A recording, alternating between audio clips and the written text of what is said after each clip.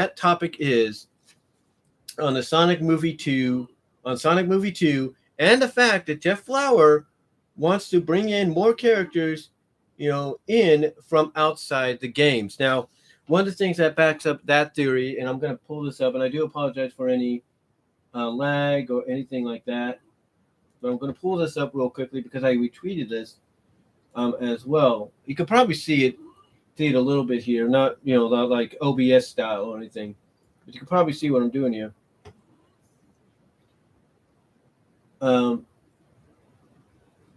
Let's see.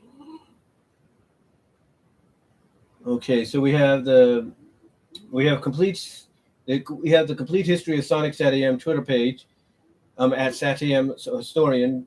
Talking about did we know that there was a rare Sally themed address book using her pilot design, which seems to only have a single image, which has surfaced online. So there's that, and we're going to go to notifications here. Okay. Now we're going to go to profile because I did retweet some of this. Now, apparently, I saw this and I was like, really? And this was from the Sally for All Twitter page. And they said, and I quote, so at Sega, that's Sega's Twitter handle, so Sega recently acknowledged Dulcie, eh? And then they basically backed that up by showing a compilation of Dulcie and Sally in season 2 of Sonic SatAM working together, which is pretty cool. And then they also put this. They said also just in, and this is about 52 minutes ago. And this was from the Complete History of Sonic SatAM. Complete History of Sonic SatAM. They brought this up 2 hours ago. And this is what they said.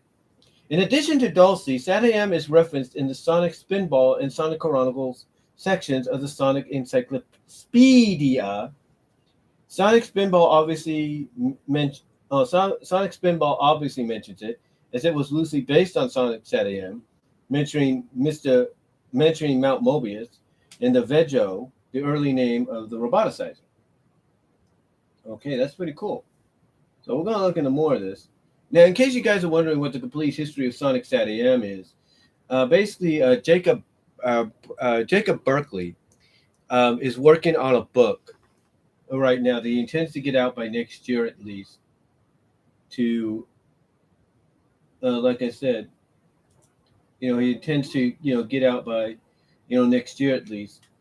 To to kind of explain and go over the history of the show and the impact that it's had on since it's released and afterwards as well. So he's doing that.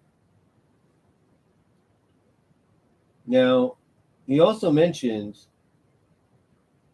he says, but in addition, a factoid mentions how the characters you rescue in the bonus stages, Sally, Bunny, Rhoda, and Mutsky, are from the SatAM series. They aren't referenced by name, but it's still neat. The show also mentioned as being called SatAM by diehard fans. He says, in addition, the series is once again mentioned in the Sonic Chronicles section, stating how the SWAT bot enemy was directly adapted from the robots of the same name from the SatAM series. And then it mentions here, again, did you know that Dulcie actually gets mentioned in the recently released Sonic Encyclopedia? In the Sonic and the Black Knight section, Factor, everything is canon. Okay, this is what they said. In the Sonic and the Black Knight section, Factor, everything is canon.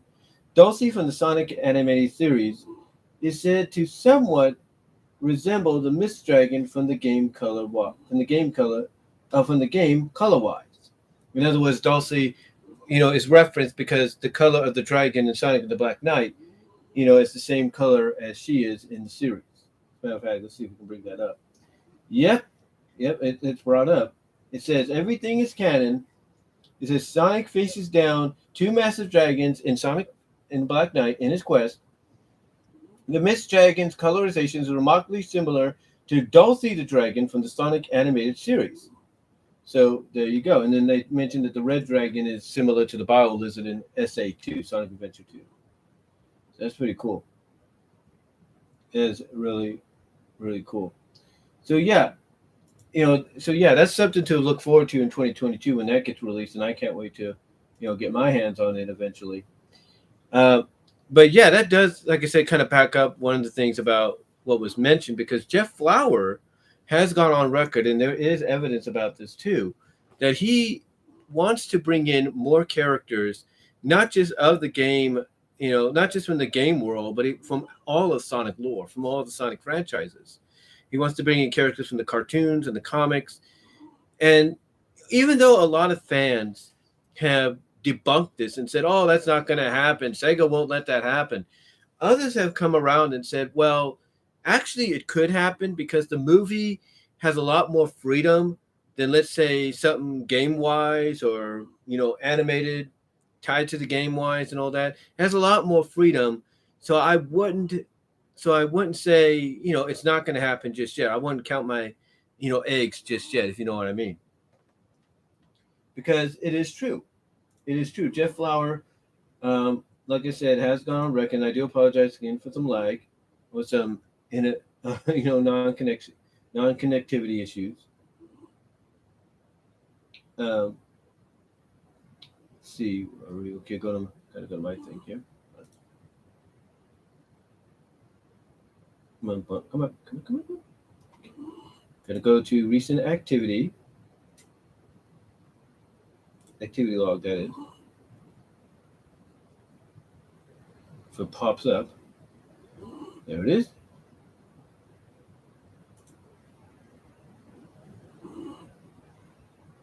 It takes a while.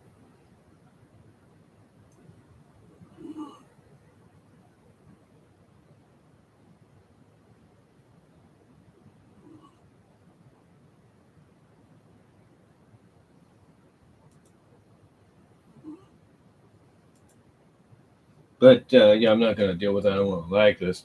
But anyway, Jeff Flower, basically, you got to take my word. In fact, let me Google it. Let me actually Google that a little bit. Let me Google it.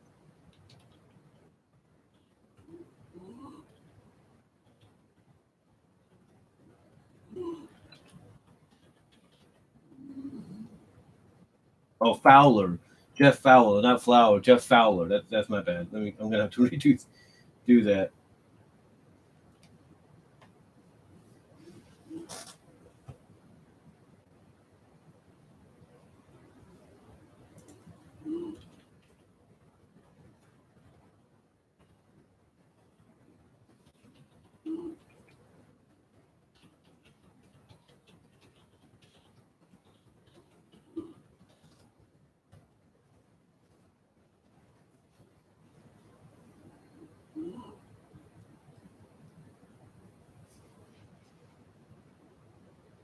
Let's see.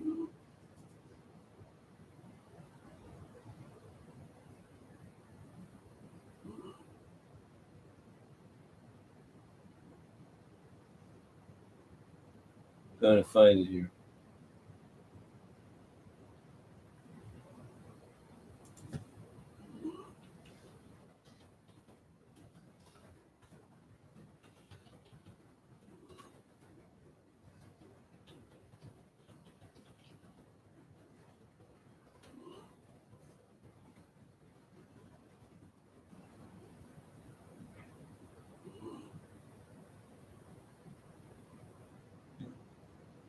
Yeah, it says he wants to expand the Sonic universe. He said this back in 2020. But according to, so yeah, that's one thing. It says he wants to expand the Sonic universe, and this is why the Cinema Blend. He says, let's see here. It says according to this, there's so many more great characters to bring in and just more stories to tell. Nothing would bring me more happiness than getting another shot with these characters and to tell more stories. We'd love to do more with the Sonic Cinematic Universe. In other words, that kind of tells me he wants to do more. In other words, the door is open to do more, if you know what I mean. He mentions Amy, he mentions Blaze and Shadow. and everything. And there's alternate versions of Sonic to consider, which is good. Um, so he basically it does kind of confirm. And again, I saw this online. Matter of fact, let me get my phone so I can get an easier shot at that. Because I think my phone will be less stressful on the computer to look up, if you know what I mean. But yeah, he's basically gone on record and said he wants to add more characters to the movie franchise in the future. He wants to do more with them. He wants to not more with them, but he wants to involve more characters, not just from the games, but from outside the games, like comics and cartoons. Like I did the video where I basically said, when I asked the question, who's next? After Knuckles and Tails, like who's next on the table? Who could be, next, if you will, to be seen, in a movie and all that. It's like, who could be next? You know what I'm saying? And I mentioned the fact that we could see I basically said the most likely scenario is we could probably see. Let me see. I know it's here somewhere. That we could probably see, more than likely, characters like Amy and Shadow and Rouge in the third movie, which would open the fourth movie up for whatever they wanted to bring in. So I know it's here somewhere. Is that it?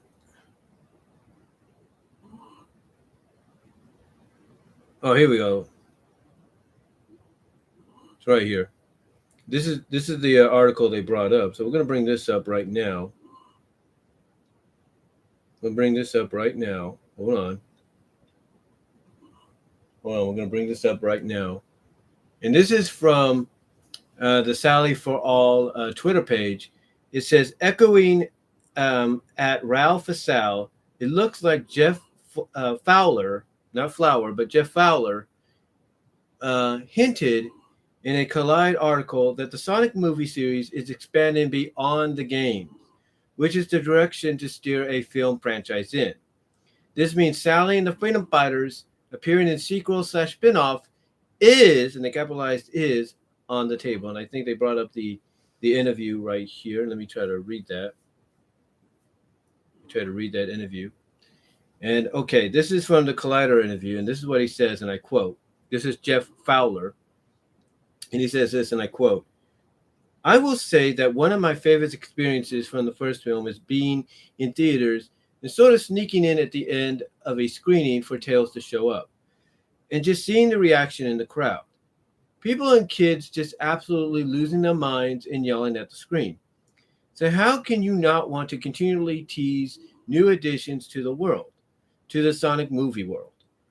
And I've got a list of favorites that's a mile long. So it's great to have 30 years of Sonic games and comics and animated series and all that material to sort of pull from in order to build the world out. There's just so much opportunity to tell more stories and bring in more characters, kind of like what I read there just now. And what that tells me right now, what that tells me right there, is we don't know what the end credit or one of the end credits is going to be at the end of Sonic 2.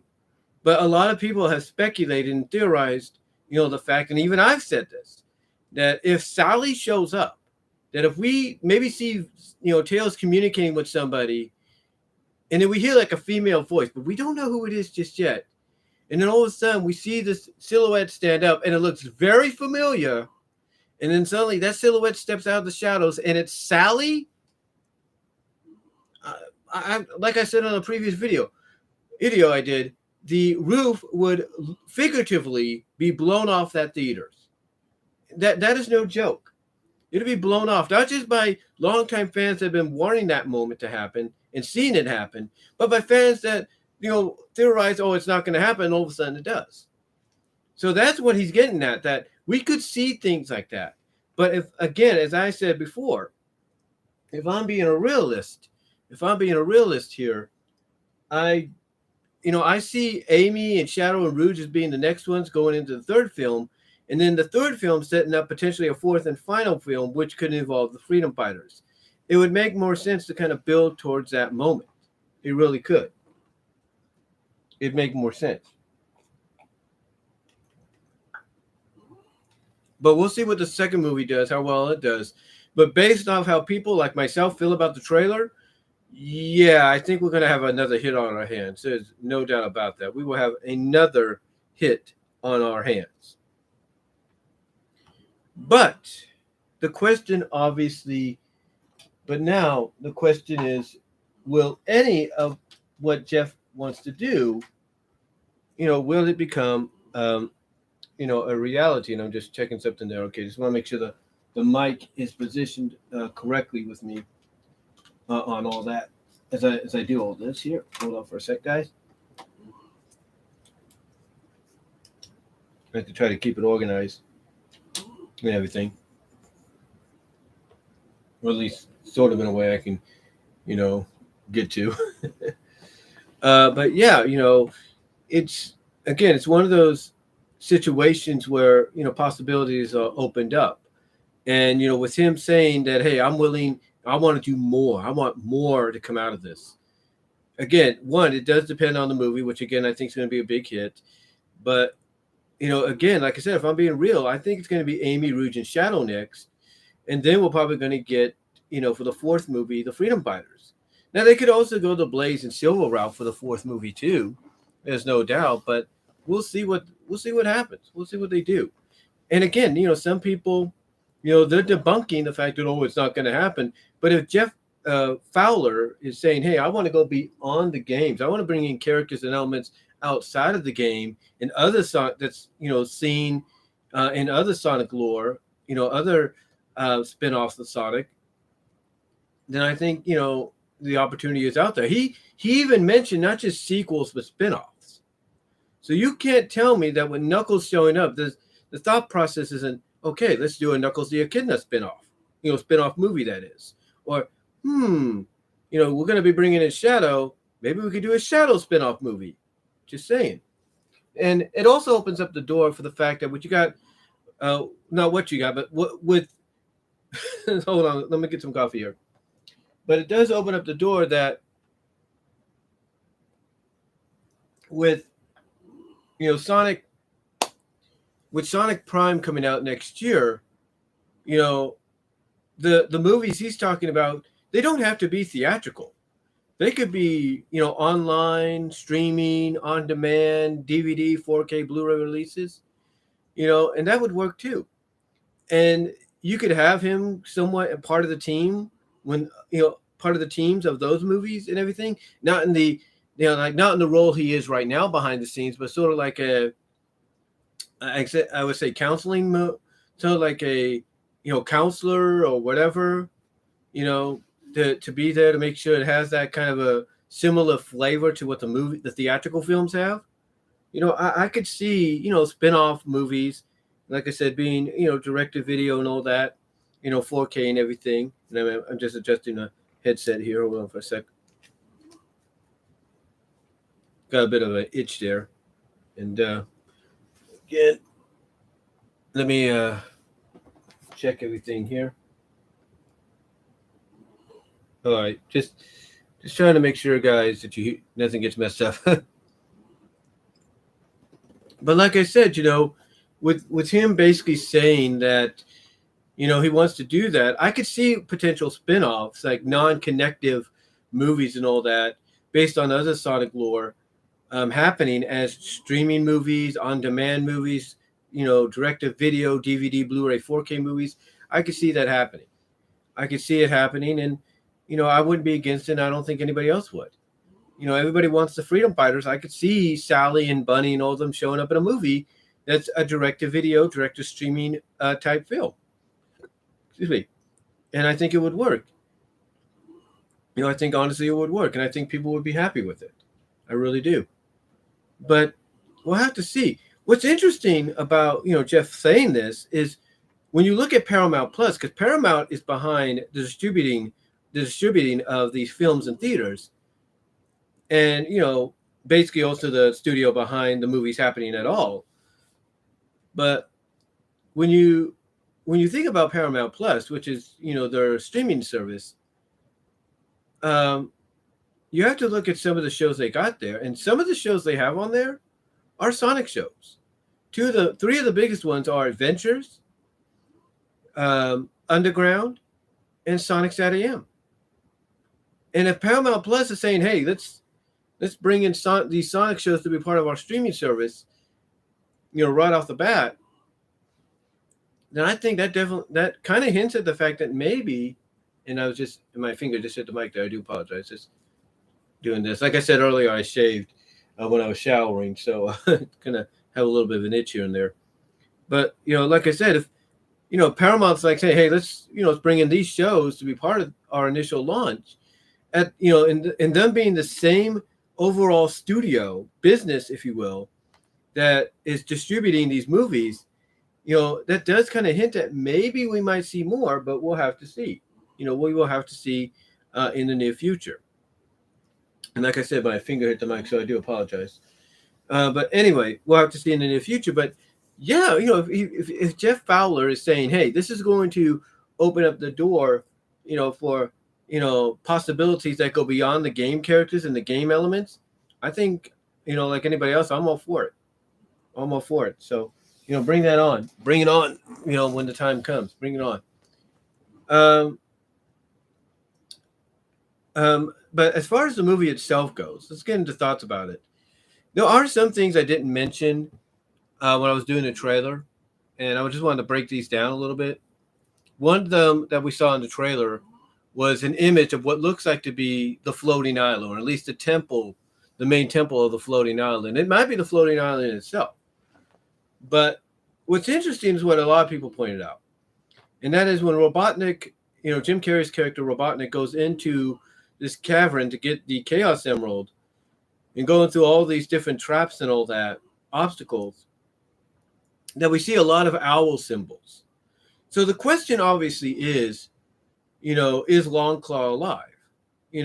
We see all these owl symbols, which kind of gives off the vibes that Longclaw, was a guardian of the Master Emerald power, or the Chaos Emerald's power. We could assume that.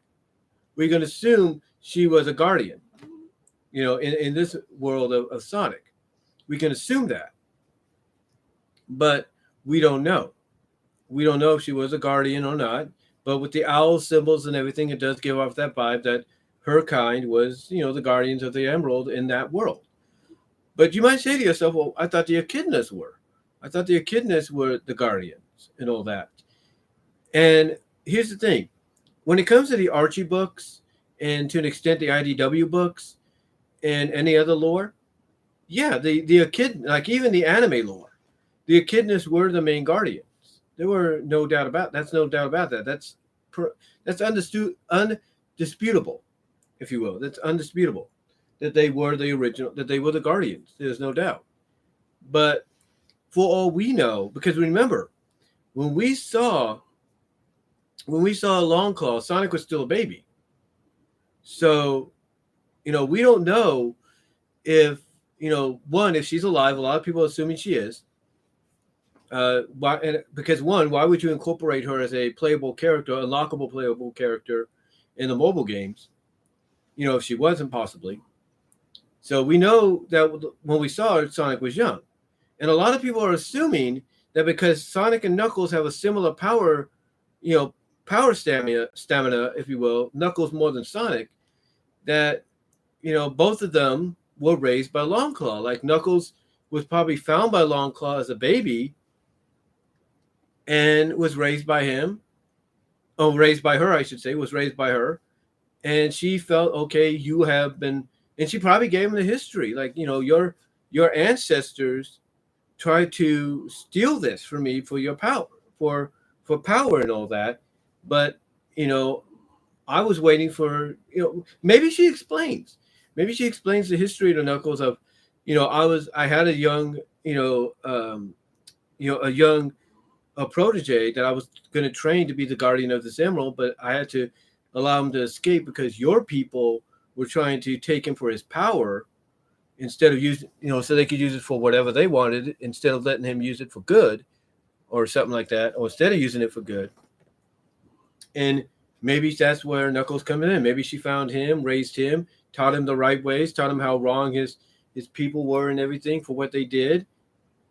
And basically, she found him to be the more um, basically she found him to be ready to guard the emerald, and the rest is history. For all we know. So again, a lot of people are making comparisons to the fact that we're going to have a similar kind of a Batman Superman kind of dynamic here, where there's a misunderstanding, but we know based on the history that Knuckles is always gets manipulated or tricked by Eggman into doing things and fighting Sonic. So if this is if this is somewhat staying true to Sonic 3 to an extent in the other adaptations of it, then yeah, it's not going to be any different here as to what exactly the outcome is, because we do see in behind the scenes photos that have been put out there, we do see them standing side by side, that being Sonic, Tails, and Knuckles. So we know that they're going to be fighting alongside each other. It's just right now we need to get the fight between the two and the misunderstanding between the two out of the way, because that's basically what the original story was based around. It was originally based around. My finger just hit the mic there again. I do apologize. It's hitting the mic a lot today, isn't it? The finger, that is. But yeah, that's basically that's what the reason we got the fighting going on right now. But like I said, a lot of people point out the owls thing, so they're assuming Longclaw could still be alive. So, she could be in hiding. Maybe Robotnik captured her or something, and then kind of trick Knuckles into thinking, oh well, this blue hedgehog came over here and stole your emerald, and he kidnapped and killed your friend, and maybe that's what happened. So we'll see what happens. We'll see what they do, but it's going to be really interesting how he really gets portrayed here, and it looks like he's getting portrayed, the way he should be, where he's not going to trust Sonic at first. He's thinking he's the enemy, thinking Robotnik's his ally because of the lies Robotnik's telling him. So it'll be interesting to see how he's portrayed overall in the film. But yeah, that was one thing people pointed out. The other thing is we see this big old storm cloud, and we're wondering what it is. Obviously, it's powered by the Chaos Emerald, the Master Emerald. And everybody is assuming, based off this big old machine thing that we see throughout the trailer, blasting off all these rockets at Sonic and Tails, that's the Death Egg, or that's the movie equivalent of the Death Egg. And I'm not going to be surprised if it isn't. You look at the fact that it's very metal. It's very mechanic. It's got a lot of metal on it. And you can kind of see, like in one of the shots, it looks like it's going to have like a mustache on one of the sides, similar to the game. So yeah, I could see the Death Egg showing up here in this movie, but it won't be towards the end of the movie. And I could see it being a movie accurate. I wouldn't say movie accurate, but close to movie accurate version of the actual Death Egg. I could see it. I really can.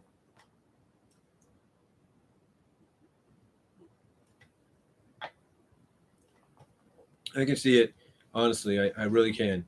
So yeah. Overall, looking at some of those things, and then of course you look at the drones and everything he has there, and the fact that some of the drones are now in the shape of buzz bombers, or at least movie versions of them. I like that. I really like that. And everybody. One thing everybody, I'm pretty sure, has been asking, even with the first movie, is why does he have a partner? Why does he have a lackey? That being, Robotnik. Well, because here's the thing. Well, here's an answer to that.